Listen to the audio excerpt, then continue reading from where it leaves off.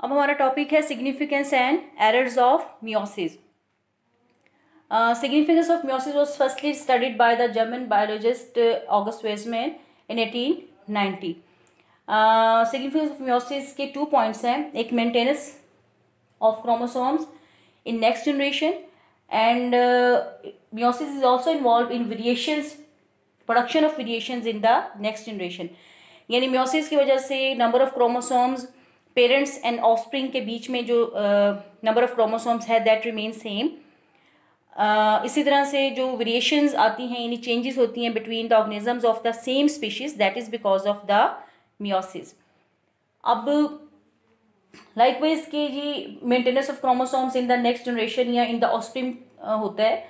तो for example the human being अगर हम बात करते हैं तो पेरेंट सेल या has the diploid number of chromosomes or the 46 number of chromosomes are present in our cell human के अंदर, और जो offspring प्रोड्यूस होती है उसके अंदर भी 46 नंबर ऑफ क्रोमोसोम्स ही होते हैं.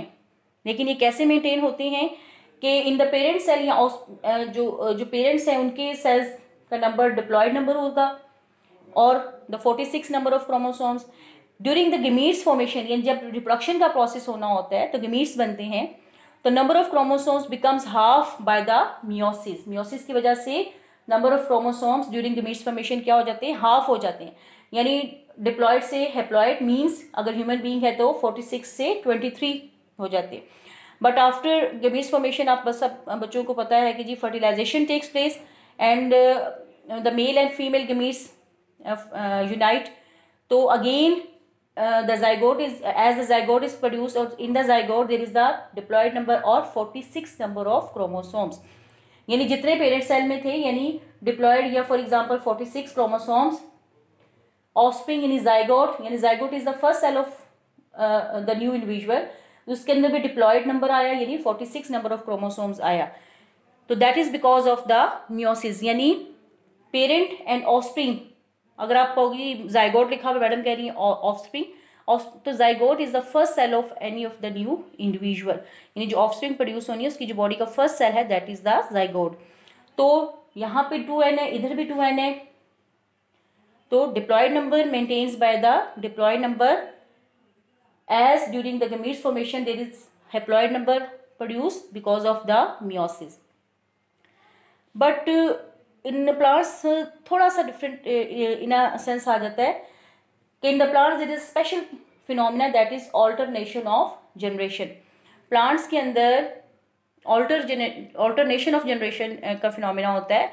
And what is meant by alternation of generation कि in the life cycle of plants, यानी प्लांट्स का जो throughout once plant is produce तो उसकी नेक्स्ट जब तक वो अपनी नेक्स्ट ऑफस्प्रिंग प्रोड्यूस करता है तब तक उसका जो लाइफ साइकिल है it has two generations, that is sporophytic generation and the gametophyte generations, and both generations alternate to each other. यानी sporophyte directly not produces the sporophyte direct sporophyte को produce नहीं करती. Firstly sporophyte generation after during its reproduction gametophyte produce करेगी and then gametophyte develops into the sporophyte. तो एक generation ने दूसरी को alternate किया and this is called alternation of generation. As I told कि जी in the life cycle of plants two generations are, एक sporophyte और एक gametophyte. Sporophyte generation is diploid generation. Sporophyte generation कैसी है, diploid generation है, यानी इसमें डबल नंबर ऑफ क्रोमोसोम है. Sporophyte generation is diploid generation and for reproduction it produces spores and that are haploid. Spores कैसे होते हैं, haploid होते हैं. डबल से हाफ नंबर हुआ तो इट मीन्स अंडरस्टूड है क्या हुआ, मियोसिस हुई. कौन सी सेल डिवीजन हुई, मियोसिस. अब स्पोर्स जो हैं वो डायरेक्ट स्पोरोफाइट को प्रोड्यूस नहीं करेंगे, स्पोर्स डेवलप होंगे into the gametophyte plant. Spores haploid थे, गमीटोफाइट प्लांट भी हेप्लॉइड ही है. सो कौन सी हुई cell division, mitosis. Same number of chromosomes रहा तो माइटोसिस हुई. अब गमीटोफाइट प्लांट जो है उसने अब अपनी ऑफस्प्रिंग प्रोड्यूस करनी है, जनरेशन प्रोड्यूस करनी है, तो वो क्या बनाएगा, गमीट्स बनाएगा. सेक्सुअल सेल्स गमीट्स बनाएगा. गमीट्स यहाँ पे एज अ शोन हेप्लॉइड है, प्लांट भी हेप्लॉइड है, तो हेप्लॉइड ने हेप्लॉइड गमीट्स प्रोड्यूस किए. तो which cell division takes place, mitosis takes place. कौन सी हुई, mitosis, and then gametes fertilises and form the zygote, and zygote में दोबारा से क्या हो गया, diploid number, and zygote develops into the sporophyte.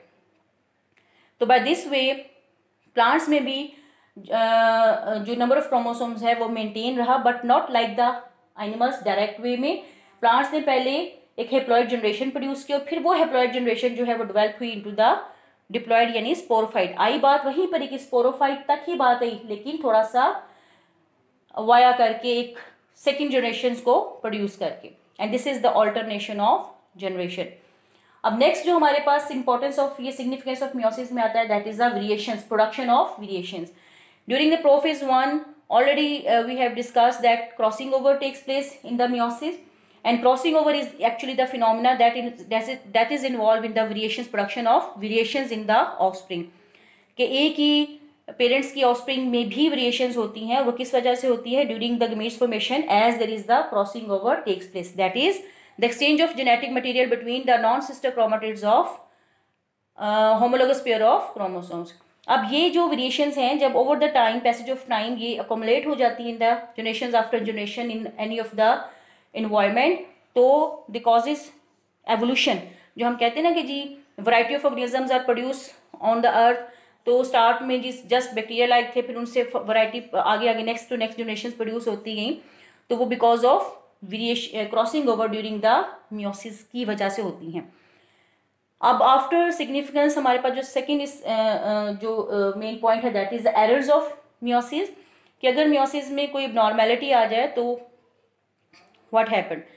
Normally as during the meiosis 1 हमने डिस्कस किया कि during the anaphase 1 the chromosomes move back towards their poles, और during the anaphase 2 the chromatids, separation of chromatids happens. During the anaphase 1 the separation normal separation of chromosomes अगर होगी, और during the anaphase 2 normal separation of chromatids होगा, तो that is called disjunction. इस phenomena को क्या बोलते हैं, disjunction. But sometime क्या होता है कि this normal separation of chromosomes during anaphase 1 और separation of chromatids during the anaphase 2 not occur, not happens, नहीं हो सकती. क्या होते हैं कि पूरे का पूरा पेयर ऑफ क्रोमोसोम्स मूव कर जाता है towards one pole, and second spindle fibre के पास कोई क्रोमोसोम नहीं आता.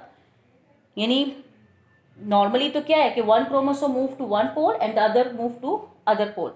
लेकिन एबनॉर्मल सिचुएशन में क्या होता है, जब एरर आ रहा होता है कि पेयर का पेयर ही मूव कर जाता है towards one pole and other do not have anything. Likewise in anaphase 1, और इस तरह से क्रोमेटिड्स में भी सेपरेशन ऑफ क्रोमेटिड्स जब एनाफेज 2 में होती है तब भी ऐसा होता है कि फुल का फुल क्रोमोसोम मूव कर जाता है और सेकेंड पोल के ऊपर there is no chromatid. That's why abnormal situation happens. और जो गमीट्स होते हैं they have the change number of chromosome, and this phenomena is called the non-disjunction. And normally we have the 46 number of chromosomes, लेकिन non disjunction होने की वजह से फिर क्या होगा, जो ऑफस्प्रिंग होगी that have may be one of missing यानी 45 नंबर ऑफ क्रोमोसोम्स, और वन ऑफ एक्स्ट्रा यानी 47 नंबर ऑफ क्रोमोसोम्स. क्योंकि आप सब बच्चों को पता है ना कि fertilisation takes place 23 chromosome of one gamete and the 23 has other gamete, और वो 23 जब जाइगोट में कंबाइन होते हैं तो 46 बनता है. लेकिन if one of the gamete have 22 another has 23, तो 23 प्लस 22 क्या हो गया, 45. इसी तरह से अगर वन ऑफ हैज अ 23 और अदर हैज अ 24 तो 47. Again disjunction mean during the anaphase 1 the normal separation of chromosomes और normal separation of chromatids, it is called disjunction. But if the separation of chromosomes or separation of chromatids in anaphase 1 or 2 not takes place, तो that phenomena is called non-disjunction. तो ये क्या होगा, non-disjunction. अब मीनवेल यहीं पे मैं आपको थोड़ा सा कंपैरिजन के हवाले से बात कर लेती हूँ. Comparison of the mitosis and meiosis. दोनों of different mitosis में number of chromosomes remain same in the daughter cells, but in the meiosis number of chromosomes becomes half in the daughter cells. अब mitosis के अंदर prophase में there is no synapsis, no crossing over, but in the meiosis 1 synapsis का crossing over का process होगा. In the metaphase there is single chromosomes attach align, but in the metaphase 1 यानी meiosis के अंदर क्या होगा, pair of chromosomes. In the anaphase chromatids are pulling by the spindle fibers, but in the anaphase 1 यानी meiosis के अंदर क्या होगा, chromosome, whole of the chromosomes pulled by the spindle fibres. And telophase में, माइटोसिस के telophase के अंदर number of chromosomes remain same like the parent cell in the daughter nuclei, but in the meiosis 1 the number of chromosomes in the daughter nuclei becomes half. ये मैंने थोड़ा सा comparison को भी डिस्कस कर ली है along with the significance and errors.